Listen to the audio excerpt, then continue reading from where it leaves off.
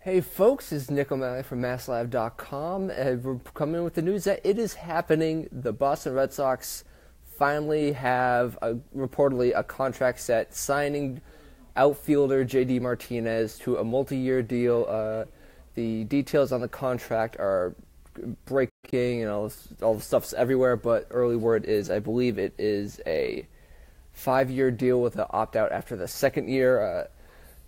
During the past few hours, there were reports that the Red Sox were reportedly getting close with Martinez after months and months of talks and going back and forth and complaints about from the fans about the Red Sox not doing anything. And to help us bring in MassLive's Jen McCaffrey, who's down in Fort Myers for Red Sox spring training, and there she is, and Here was I am. checking in to help us break down the news. Jen, it's finally happening. It's finally, after months and months of kind of going back and forth, we finally appear to have a deal. Red Sox obviously haven't confirmed anything just yet, but we have multiple national reporters have kind of come through and said, 5-year deal. Pedro Gomez, who initially broke it for ESPN, said an opt-out after 2 years. We don't know the money yet, but I would assume at least $20 million per year. That's what we've been hearing all off season. We'll kind of have to see how this shakes out with how it affects the roster, how it affects the payroll, if they're planning to stay under the $237 million, which is sort of where they'll start losing draft picks. So that'll definitely come into play. So there's kind of a lot of questions right now, but he's apparently going to be a Red Sox anymore, or is a Red Sox at the moment. So what took so long, do you think? What do you think the biggest hang-up was? I think, honestly, throughout the offseason, one of the big things that we kept hearing was that he wanted, a guaranteed 6th year and, more money. But I think the fact that the Red Sox weren't going to bid against themselves, they all offseason had been saying 5 years, $100 million. He realized probably that no one else was going to be able to afford that. Arizona had been in the mix, but didn't seem like they were going to be able to restructure their salary situation and kind of fit him in. So, he probably didn't want to wait too long, into spring training to kind of get things going, and didn't see much movement. So, I'm sure we'll be hearing from him probably tomorrow maybe, or the next day, once this is all officially finalized. But we'll kind of, see how things shape up with that. All right, so we're already into spring training, but do you think that this deal finally means that the Red Sox are finally done building through the off season? Yeah, honestly, yesterday with Nunez, it seems like that was going to, because there had been no movement with Martinez, that was going to be the final thing. But, the Martinez stuff is always sort of lingering in the background. And so, at this point, you gotta think that, they don't really have anywhere to put anybody else. They're, as it is, they're already going to have to figure out, who to move off the roster and make room for Martinez. So, I would imagine, this is pretty much it.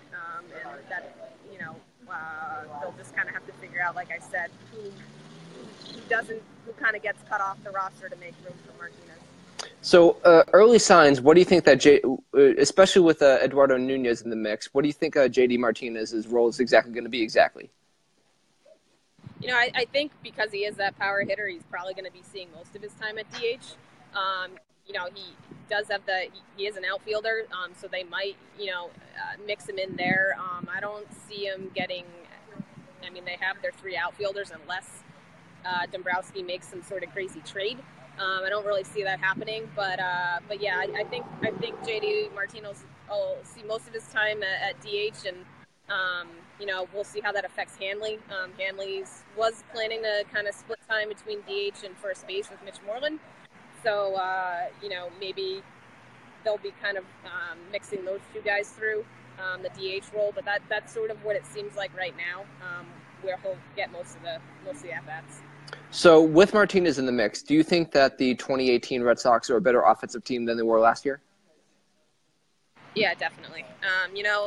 Heading into heading into the offseason, Dombrowski said that they needed to add that bat, and obviously they hadn't done anything for the last 4 months, and they sort of seemed to be convincing themselves that they were going to be okay and going to be able to compete.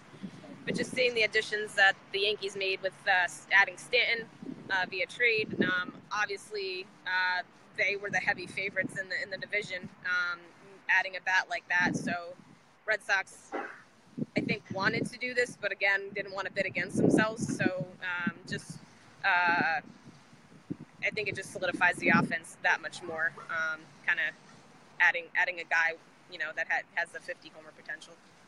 So were you surprised at how long it took Martinez to finally make a deal? Or was it just part of like what's been a crazy slow offseason for baseball overall?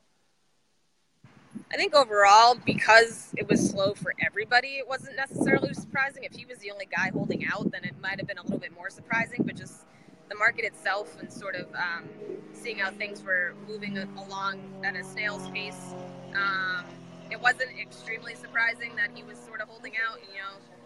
Guys only get to free agency, usually about once in their life, so they're trying to get the most out of it. And in that sense, you kind of can't blame them. So in one sense, it's he wanted as much as he could get, and that's his prerogative.